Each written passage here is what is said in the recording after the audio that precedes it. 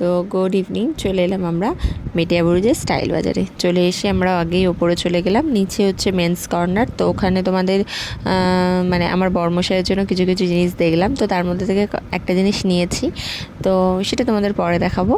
যাই হোক, ওপরে চলে এলাম। ওপরে হচ্ছে লেডিস কর্নার, আর তার সাথে সাথে হচ্ছে বাচ্চাদেরও আছে সেকশন। তো সেখানে গিয়ে আগে দেখছিলাম রুদ্র সমুদ্রের জন্য কী নেওয়া যায় না নেওয়া যায়।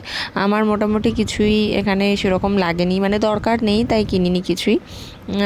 সেটা তোমাদের পরে তো দেখাবোই। যাই হোক, এখানে আগে ছোট ছোট প্যান্ট, কিছু ট্রাউজার টাইপের দেখছিলাম।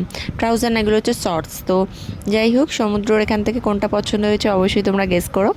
আর এর মধ্যে থেকে একটা নিয়েছি সমুদ্রের জন্য, রুদ্রের জন্যও নিয়েছি, সেটা তোমাদের তো দেখবেই। আর শ্বশুরবাড়ির জন্য কিছু কিছু জিনিস টুকটাক কেনা হয়েছে। তো অবশ্যই কিন্তু চ্যানেলটা সাবস্ক্রাইব করতে তোমরা কেউ ভুলো না। আর ফেসবুক থেকে যারা দেখছো তারা অবশ্যই একটু ফলো করে দিও, তাতে তোমাদের কি হবে জানি না, তবে আমি তোমাদের থেকে একটু হলেও ভালোবাসা পাবো। আর যাই হোক, চলে এলাম এবারে বিলিং কাউন্টারে।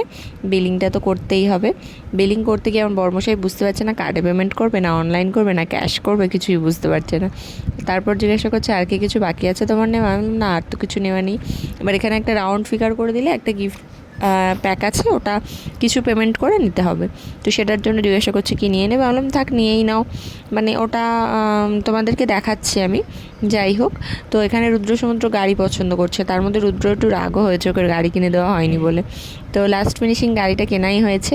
যাই হোক, এখানে মোটামুটি এক ব্যাগ শপিং কমপ্লিট হয়ে গেছে। কী কী কিনেছি অবশ্যই বাড়ি গিয়ে দেখাবো। পরের ব্লগের জন্য অপেক্ষা করো। টাটা।